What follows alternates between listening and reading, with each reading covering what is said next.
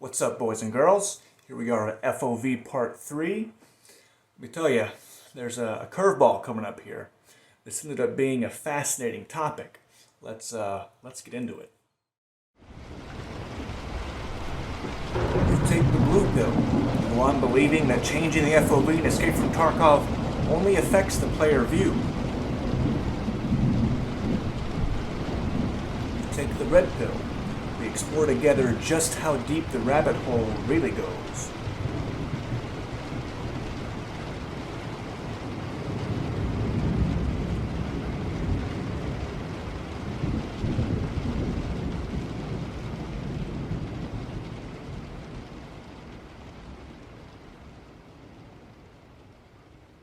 Part 1. Size and position.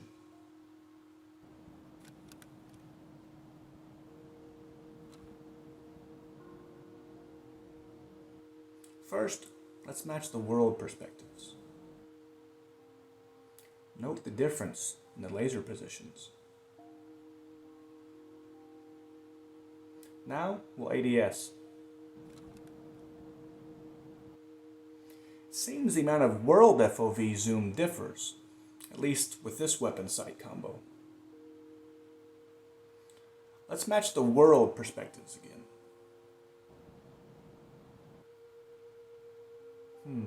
There's a size difference between the two weapon models.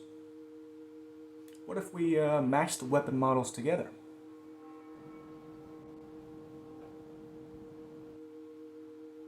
Okay, interesting.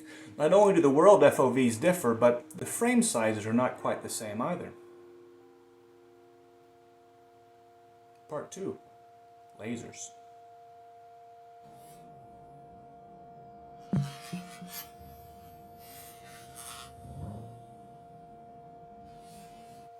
Now if we overlay them and force alignment.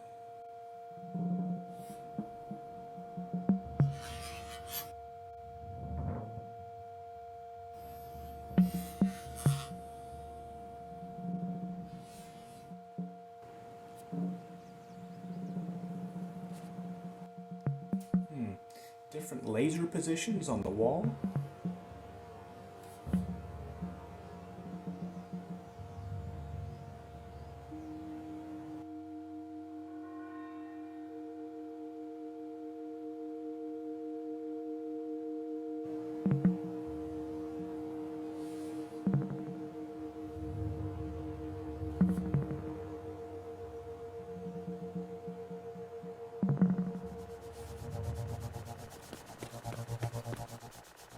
Notice the different laser positions relative to the weapon angles.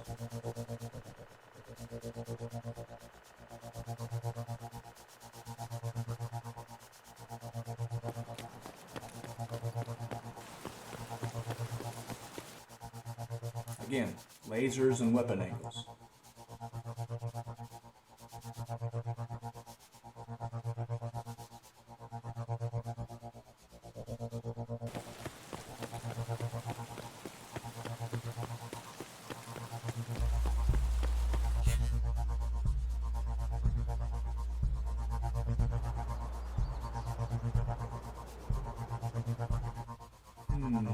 I wonder, how do these different laser positions relate to where the weapons actually shoot?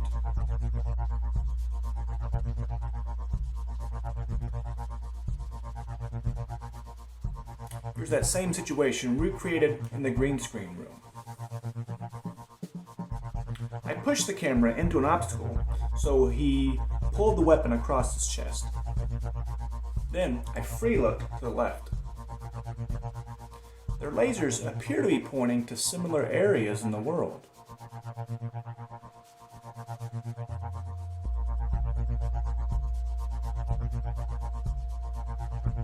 What do you think is going to happen? Where do you expect the rounds to impact?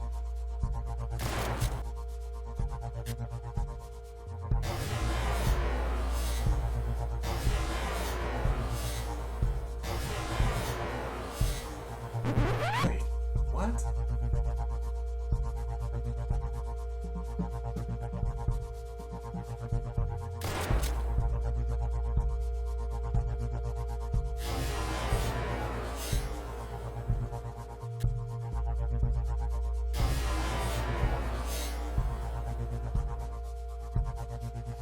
Let's try again. This time online with a friend to see where the server registered the impacts for other players.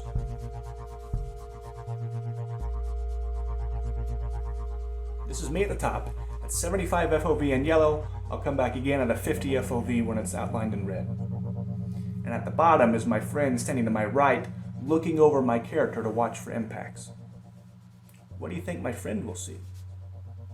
Will the rounds also miss to the left on his screen when I'm using a 75 FOV? Yep, I'm ready. Okay, there we go. Here goes. What the?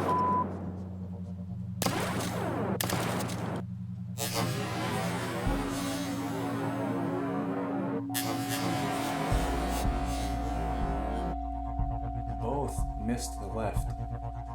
Now, I'll switch to a 50 FOV. Where do you think the rounds will impact on his screen?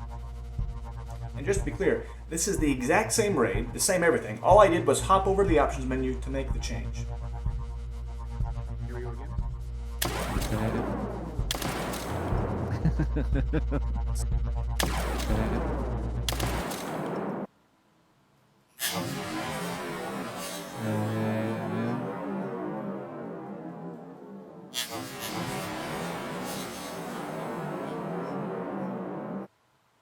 Both impact true. Interesting, eh? But what does this mean?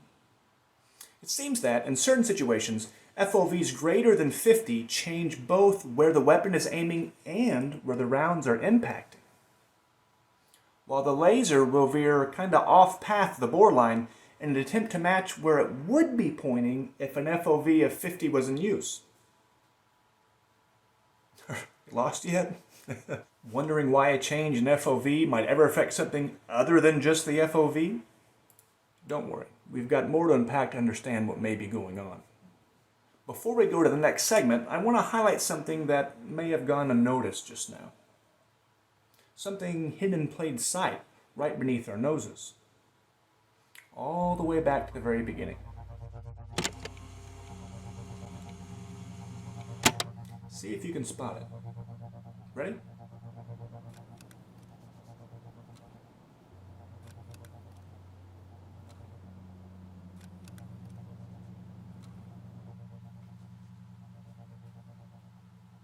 Wait, what? So, the lighting is different? Yep, but what's causing it to be different?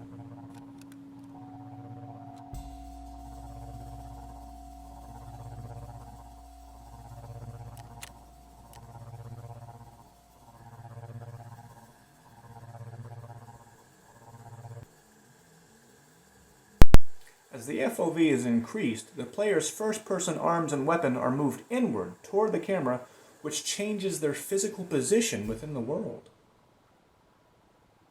Now, for those wondering, if that's happening in first person, what's happening in third person?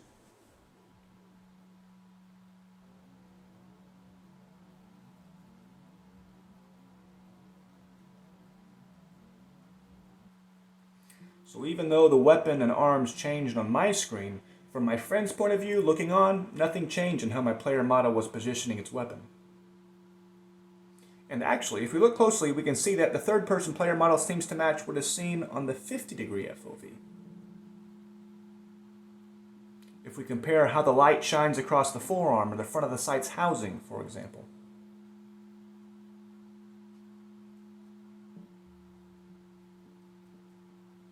I wonder, what do we look like to ourselves?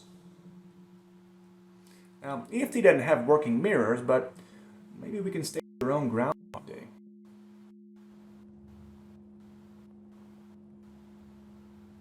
The shadows of the arms and weapon do seem to stick out further, reach lower to the ground on the 50-degree FOV.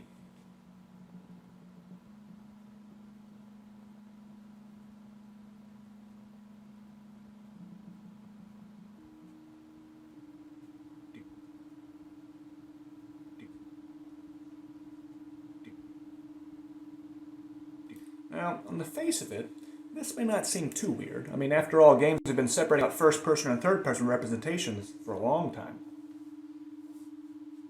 But what we're seeing in AFT is different. Rather than being a matter of player preference that's mostly, let's call it cosmetic, changing the FOV has material consequences for everyone involved. From the outside, two players can appear the exact same. Same stance, same weapon angle, same everything. But if one of those players is running at an FOV higher than 50, his actions play out differently in the world, not only for himself, but for everyone else as well. Now, why is that? What makes EFT different in this regard from pretty much every other FPS on the market? Well, strap in. This is where we gotta get a bit technical. I'll try my best to keep it on a layman's Eli 5 level. Part 3. The situation. Okay, now I hate to do this, and I hope you'll bear with me and forgive me for it, but I've got to leave it there for now. This turned out to be such a cool and fascinating topic. I got started in this back in literally early October. And most of the footage I have, this goes on for another 20-30 minutes, most of the footage I have has come from that kind of time frame. But what happened was, since then, I have had a major life change and I am just swamped. I am involved with tons of special projects personally that I just have zero time to put toward this right now. I want to see it through. I have some really cool stuff coming up, and I think you'll enjoy it, where I kind of flexed some of my beginner Unity muscles, and I kind of showed how this plays out with the dolly zoom and some of these field of view things, how this comes out, how these kind of things kind of weave together in real time to present what I think are some of these kind of interesting distortions, right? And I hope in the spirit of all my other topics, this is not meant to dog or badmouth or anything, the BSG, the pros at BSG, or the game of Tarkov. I just think this is an awesome topic that ever since I dove into this all that time ago, it just keeps getting bigger and bigger and bigger and cooler. So I hope you'll stick around. I hope you see it later. This is kind of meant to be a catalyst. I don't know what part we're on here, but I hope putting this out there for me is a catalyst to help me keep going and see this through. When that will be, I honestly have no idea. I mean, I say my schedule will clear up in the next month or so, but then I get pulled into other bigger and cooler things. So anyway, bear with me. Love you guys. Thanks for watching. Thanks for all your support. And I hope to see you guys and gals soon. Adios.